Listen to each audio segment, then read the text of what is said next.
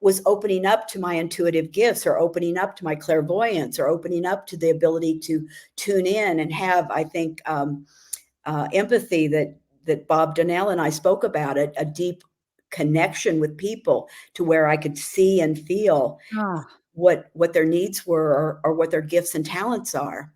And so I think that I, started collecting these stories, and then got the opportunity to go to Teotihuacan, Mexico with Don Miguel Ruiz. And again, that was another story. I was, a friend of mine took me to a bookstore and introduced me to the Four Agreements right when it first came out.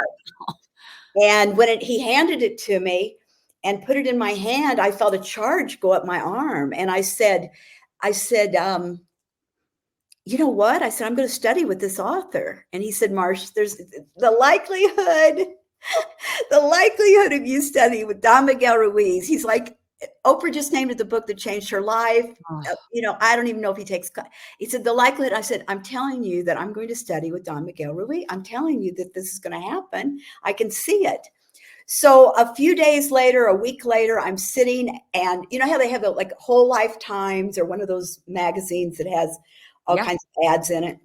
And forgive me, Whole Life Times, I don't mean to be diminishing the importance of it, because it brought me to Don Miguel. But I opened it up, and there's this ad, and it's not a big ad, Debbie. It's a small little ad. And it said that Don Miguel was taking a group to Teotihuacan, Mexico. And it had a phone number. And I thought, oh, well, let me just call right now. What year was this? Like 2000? This is in this would be about 2000, the end 2000, yeah, because I'm thinking after. My mom died in January of 1999. It was probably the very end of 1999, early 2000. And I mean, literally, I'm in this number from. I have my feet propped. I have my feet propped up on this chair, and I'm like on this phone. And I called, and Rita Rivera answered the phone. And Rita's a beautiful, beautiful teacher, and one of Don Miguel's teachers. And I said, I would like to go to this place in Mexico that you're taking people. I couldn't pronounce the name. There's no way. I didn't know how to pronounce Teotihuacan, Mexico. So I said, there's a place you're going to Mexico, and I would like to go with you. And she said, oh, honey, she said, that's been sold out for weeks. And I said, that's really strange. I said, because I can see me there with you. I know that I'm going to be there. I can see that I'm there with you. And she said, hold on a minute. And Rita gratefully was also clairvoyant. And she said, do you know what? I see you there with us also. She said, okay, here's the thing. It's sold out. Oh my gosh. You guys. She said, it's sold out. But if you can pack and be ready to go in a very short notice, then I think we can get you in. But you have to be flexible with us, because I can't guarantee you. It would mean somebody canceling. So I said, okay. I literally left the restaurant and went out and bought whatever I thought a person going on a spiritual vision quest would need. I bought everything I thought they would need, like boots and hats and those kinds of things. So I got the call, and I got on an airplane, and I went to Mexico City, and I met up with the group. And through that journey, it was about 8 days. At the very end of the journey, I'm traveling up the Pyramid of the Sun, and I'm holding the intention that I'll be shown, how can I use my gifts and talents? How can I use my own divinity? How can I invest that in my voice? How can I allow that divinity to move through my voice? How can I serve people? How can I make a difference in the world? What does this mean to the women I'm called to interview? What does all that look like? What does this mean? And I got to the top, and it is blank. There is nothing coming through. Debbie, it is blank. There's nothing. I don't hear a thing. Nothing in your noggin. No. I got up to the top of the pyramid, and I came back down, and there's it's a big journey to come back down. It's very much a ceremony, a beautiful ceremony of coming back down, and very, filled with intent. And I promise you, I got to the bottom of the pyramid, and my feet hit the ground, and I heard the words, create a day on which all women honor themselves. Create a day on which all women honor themselves. And then this began to make sense for Amazing Woman's Day, or the Amazing Woman movement that was taking shape by way of me interviewing women, and then began to write books about women. And now I'm create a day on which all women honor themselves.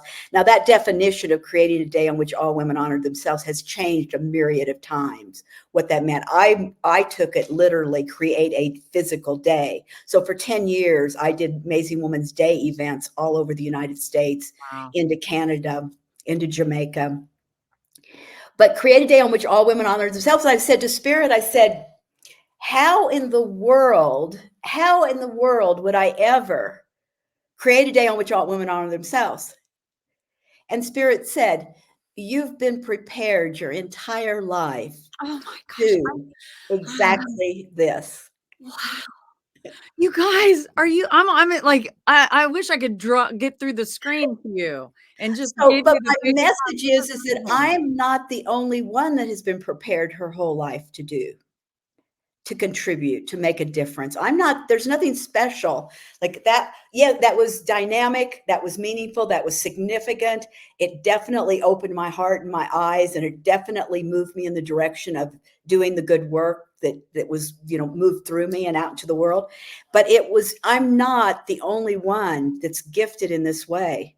Everyone has a purpose that's speaking through them. It speaks through their enthusiasm. It speaks through the people that they meet and they connect with. It speaks through their ideas and their longings and their passions. It speaks through those things that are the most bothersome to them. What are they willing to take a stand for? What's the most bothersome to them? So the purpose is speaking through us, and it's speaking through all of our life experience from the time that we're born. Every single life experience is moving us in the direction of where we can make the biggest difference in the world. So while my story is, incredibly significant to me, your story is significant to you, or any of the, Bob's story is significant to him. Oh, And he has a really significant, meaningful story that has led him to do incredible good work in the world. It just moves me every time I hear him. And yes, exactly. Lisa says everyone has a message. Absolutely right. We all do. And that message has been percolating and moving through us since we were tiny children. And then life experiences come along. In this case, my mother passed, and she opened a door that said, Marsh, it's time. I go back to that just for a second, because when you said, because it was she and your grandmother gave you, I mean, it was not like they said, hey, Marsh, but they delivered Pretty a much did. Really? How did that, did you Pretty hear much it? came in and said, we're here with you. We're here with you. And it's your time. It's your time, Marsh. It's a search for the amazing woman. It's your time. Now, I thought, as many of us sometimes want to think,